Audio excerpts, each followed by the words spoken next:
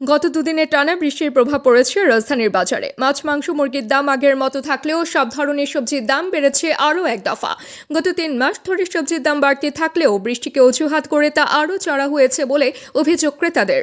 বৃষ্টির কারণে সরবরাহ কমে যাওয়ায় সবজির দাম বেড়েছে, তবে ক্রেতারা মনে করছেন বাজারে কার্যকর মনিটরিং না থাকায় অযৌক্তিকভাবে দাম বাড়ানো হচ্ছে। ক্রেতাদের অভিযোগ, 3 মাস ধরে সবজির দাম অস্বাভাবিকভাবে বেশি, আজ আবার বৃষ্টির অজুহাতে আরও বাড়ানো হয়েছে। বাজারে কোনো নিয়ন্ত্রণ নেই, যে যার মতো দাম নিচ্ছে।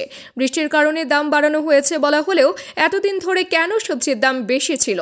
আসলে দোকানিরা সুযোগ পেলেই দাম বাড়াচ্ছে।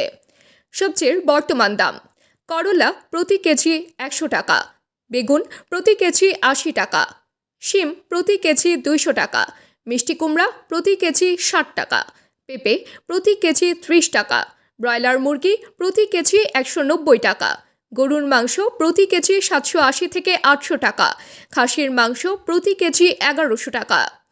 বিক্রেতাদের ব্যাখ্যা, গত 2 দিনের বৃষ্টিতে অনেক ক্ষেতের সবজি নষ্ট হয়েছে। মৌসুমও শেষের দিকে, নতুন সবজি না আসা পর্যন্ত দাম এমনই থাকবে। বৃষ্টি আরও কয়েকদিন চললে দাম আরও বাড়তে পারে।